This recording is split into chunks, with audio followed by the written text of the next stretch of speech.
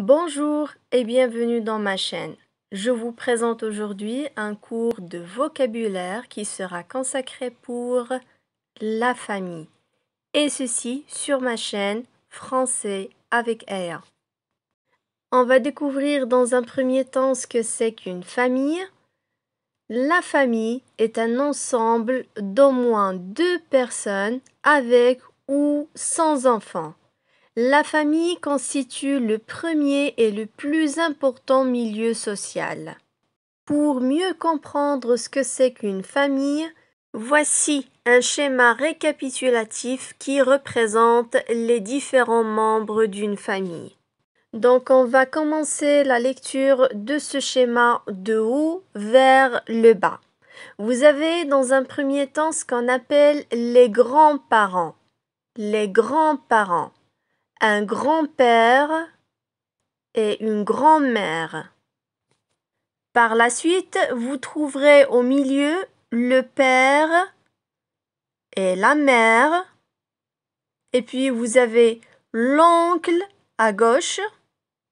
Et à droite, vous avez la sœur et la tante.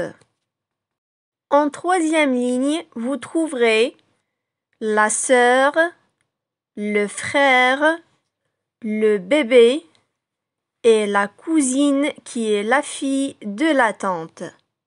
Et comme vous pouvez le remarquer, j'ai mentionné à l'aide des flèches ce qu'on appelle les générations. Donc il y a 3 générations sur ce schéma de famille. On va détailler encore plus la notion de génération. Alors vous avez 3 générations.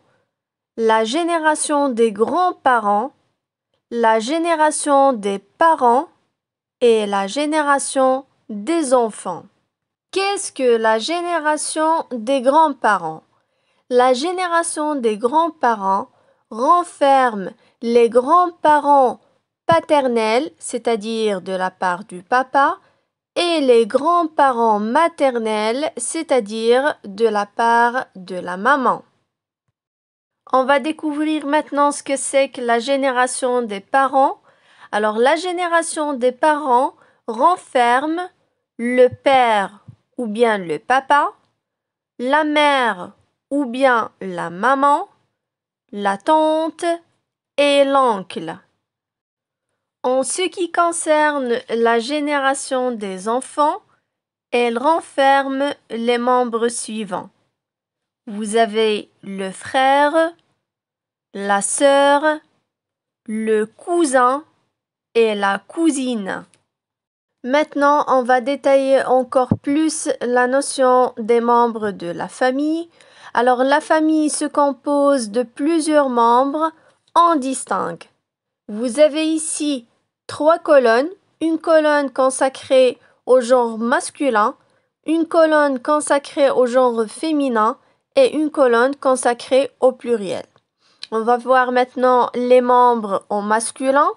Donc vous avez le grand-père, le père, l'oncle, le fils, l'aîné, le cadet, sans prononcer le T, le benjamin, le frère, le petit-fils, le cousin et le neveu. Le féminin des membres maintenant.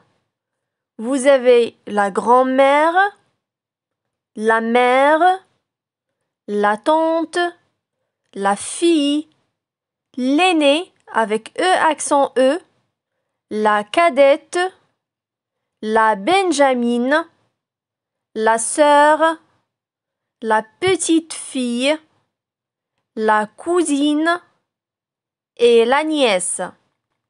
Et pour le pluriel, on parle des grands-parents, des parents, des enfants et des petits-enfants.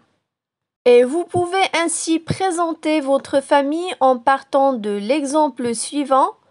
Je vous présente ma famille. Voici mon frère, voici mon père, voici ma mère, voici ma sœur, voici mon grand-père, voici ma grand-mère et voici mes tantes. On va attaquer maintenant un dernier petit volet de ce cours de vocabulaire qui concerne le statut familial.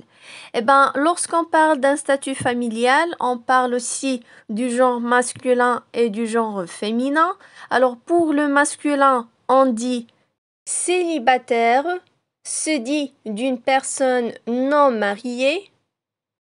Marié, c'est-à-dire qui est unie ou bien qui sont unis par le mariage.